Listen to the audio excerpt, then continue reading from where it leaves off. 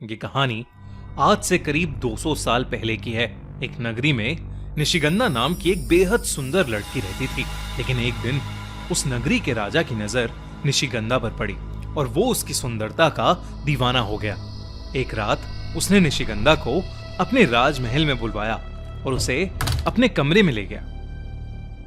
इससे पहले कि निशिगंधा कुछ समझ पाती, राजा उसके साथ जोर जबरदस्ती करने लगा और उसी छीना झपटी में राजा के सर पर चोट लग गई और उसकी वहीं मौत हो गई। उस रात पूरी नगरी में यह बात फैल गई कि निशिगंधा ने राजा की हत्या की है। कुछ लोगों ने कहा कि निशिगंधा इंसान के रूप में एक चुड़ैल है जिसने उनके राजा की जान ले ली और इसी वजह से नगरी के लोगों ने निशिगंधा को जिंदा जला दिया। लेकिन निशिगंधा का जला हुआ शरीर एक तांत्रिक को मिला और उस तांत्रिक ने अपने काले जादू से निशिगंधा को वापस जिंदा कर दिया। पर अब निशिगंधा पहले की तरह इंसान नहीं थी, बल्कि अब वो सच में एक चुड़ैल बन चुकी थी। एक ऐसी चुड़ैल जिसको प्यास थी सुंदरता, ताकत और अमर होने की। लेकिन उस तांत्रिक ने निशिगंधा चुड़ैल को बताया कि उसे अमर होने के लिए 16 श्रृंगार चाहिए थे। वही 16 श्रृंगार जो एक सुहागन की ताकत होते हैं। हर एक श्रृंगार की एक अलग ताकत है और उसको पाने के लिए उसे ऐसे आदमियों से शादी करनी होगी जो एक खास नक्षत्र में पैदा हुए हैं। लाल चांद की रात उस आदमी से शादी करके उसी रात निशिगंधा को अपने पति की बलि चढ़ानी होगी और हर बलि से उसे मिलेगी एक श्रृंगार की शक्ति। और तब से एक छोटी सी नगरी में रहने वाली आम लड़की निशिगंधा बन गई सुहागन चुड़ैल। ज्यादातर लोग सुहागन चुड़ैल को एक डरावने किस्से या कहानी की तरह समझते थे जो बस किताबों तक ही सीमित था।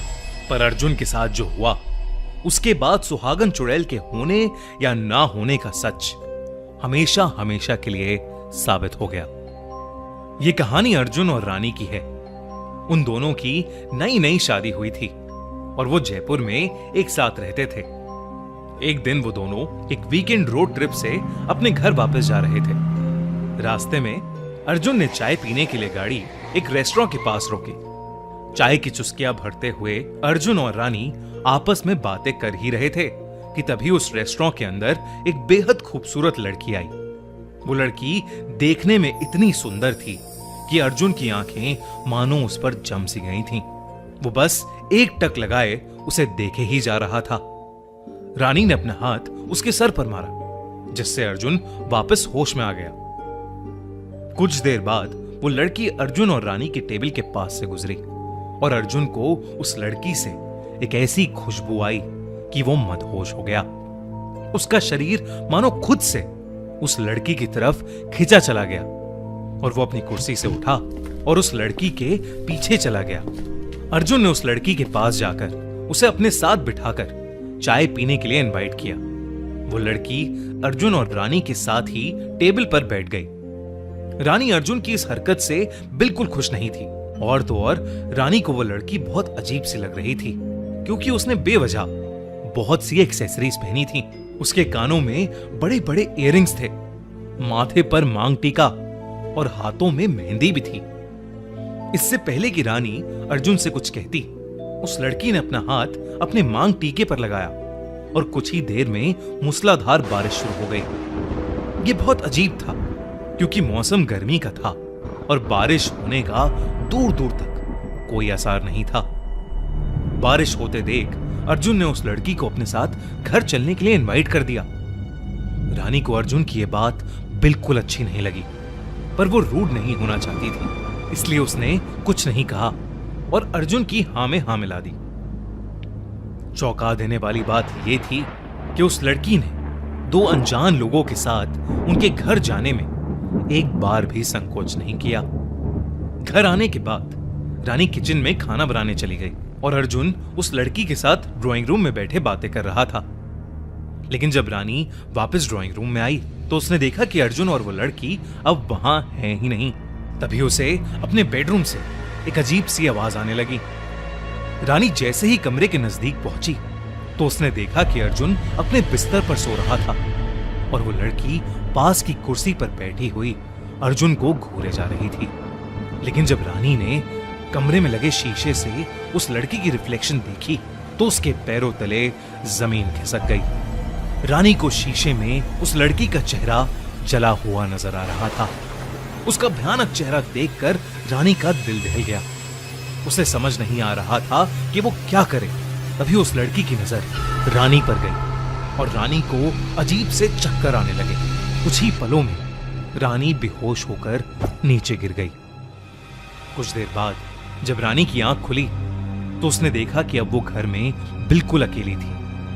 अर्जुन और वो लड़की अब घर में थे ही नहीं।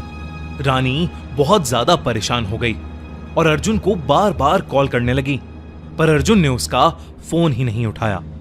हार मानकर रानी बस पुलिस को फोन मिलाने ही वाली थी कि तभी उसकी डोरबेल बज उठी। रानी ने भागकर दरवाजा खोला, पर दरवाजा खोलते ही जो उसे दिखा उसे देख उसके होश उड़ गए। दरवाजे की दूसरी तरफ अर्जुन और वो लड़की शादी के कपड़ों में खड़े थे। दोनों के गले में वरमाला थी। अर्जुन ने रानी को बताया कि उसने उस लड़की से शादी कर ली है। रानी ये देखकर सुन्न पड़ चुकी थी। उसके दिमाग में सिर्फ उस लड़की का वो जला हुआ चेहरा नजर आ रहा था। अर्जुन रानी को वहीं खड़ा छोड़ उस लड़की के साथ बेडरूम में जाने लगा और तब रानी को दिखा कि उस लड़की के पैर उल्टे हैं।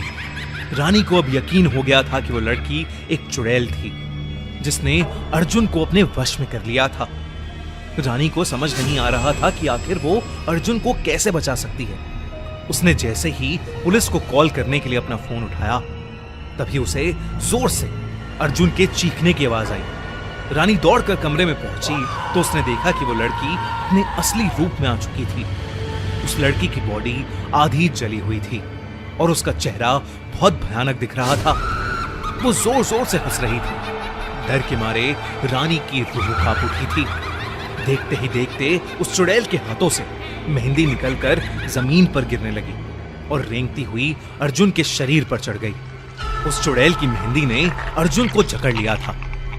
अब अर्जुन दर्द में चीखने लगा था, लेकिन रानी की आंखों के सामने उस चुड़ैल ने अपनी मेहंदी से उसे जान से मार दिया। इससे पहले रानी कुछ भी कर पाती, वो चुड़ैल रानी की आंखों के सामने से गायब हो गई।